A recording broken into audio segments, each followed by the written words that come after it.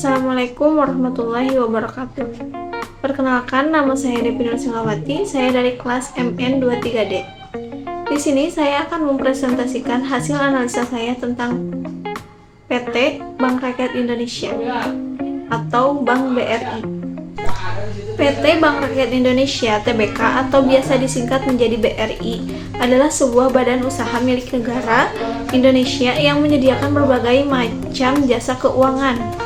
Untuk mendukung kegiatan bisnisnya, hingga akhir tahun 2022, bank ini memiliki 449 unit kantor cabang dan 13.863 unit ATM yang tersebar di seantero Indonesia. Nah, di sini saya akan menganalisa balance scorecard dan mapping proses strategi dari PT Bank Rakyat Indonesia itu sendiri. Analisa balance scorecard mencakup empat perspektif untuk mengukur kinerja perusahaan. Yang pertama ada perspektif keuangan, kedua perspektif pelanggan, yang ketiga ada perspektif proses bisnis internal, yang keempat perspektif pembelajaran dan pertumbuhan. Nah, yang pertama perspektif keuangan. Di sini saya melakukan ROA atau Return on Asset untuk menganalisis laporan keuangan dari PT Bank BRI. Nah, di sini saya menyediakan tabel untuk laporan keuangan dan berdasarkan tabel tersebut, hasil perhitungan Return on Asset atau ROA selama 3 tahun terakhir yang menunjukkan bahwa setiap Rp1 aktiva yang diinvestasikan dapat memperoleh laba atau profit sebesar 3,07% untuk tahun 2013 dan tahun 2015 sebesar 5,15% dan tahun 2015 sebesar 5,27%. Dari hasil ROA yang dicapai oleh perusahaan untuk setiap tahun meningkat karena adanya kenaikan laba yang dicapai oleh perusahaan setiap tahunnya. Nah, yang kedua saya melakukan Return on Equity.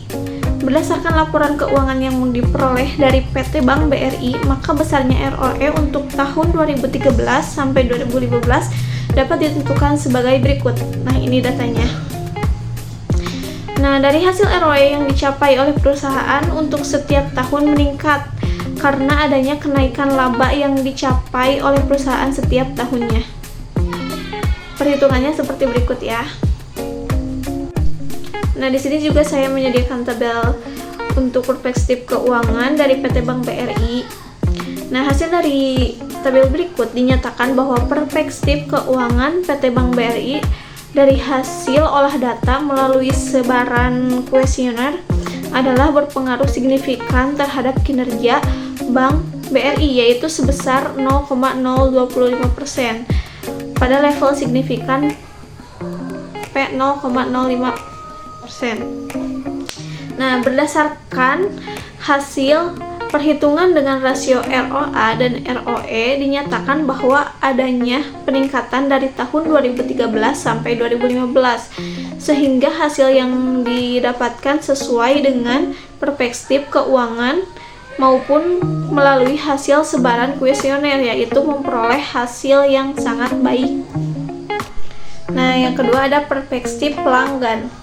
Di sini juga saya menyediakan tabel dan dari tabel tersebut dapat dinyatakan bahwa perspektif pelanggan terhadap PT Bank BRI dari hasil olah data melalui sebaran kuesioner adalah berpengaruh signifikan, yaitu sebesar 0,039 pada level signifikan P kurang dari 0,05. Hasil ini menunjukkan bahwa perspektif pelanggan terhadap Bank BRI adalah sangat baik, atau dengan kata lain bahwa perspektif pelanggan mempengaruhi kinerja Bank BRI.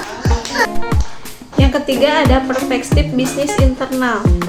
Di sini juga saya menyediakan tabel dari perspektif bisnis internal dan dapat disimpulkan juga bahwa perspektif bisnis internal PT Bank BRI dari hasil olah data melalui sebaran kuesioner adalah berpengaruh signifikan, yaitu sebesar 0,042 pada level signifikan P kurang dari 0,05. Hasil ini menunjukkan bahwa perspektif bisnis terhadap Bank BRI adalah sangat baik, atau dengan kata lain bahwa perspektif bisnis internal yang dilakukan oleh PT Bank BRI adalah sangat baik dan memuaskan.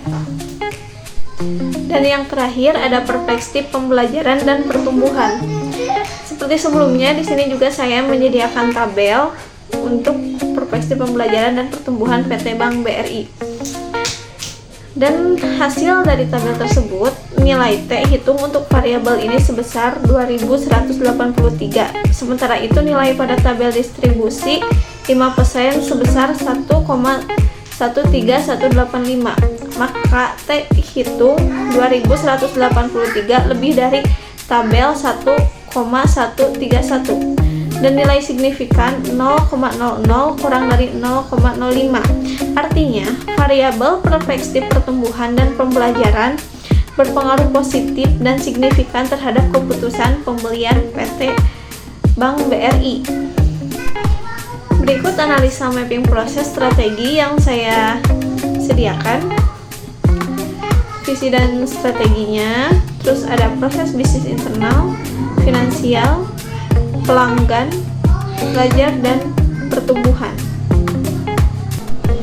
Dan kesimpulan dari hasil analisis saya adalah hasil penelitian ini menemukan variabel perspektif keuangan merupakan variabel yang paling dominan berpengaruh terhadap kinerja Bank BRI.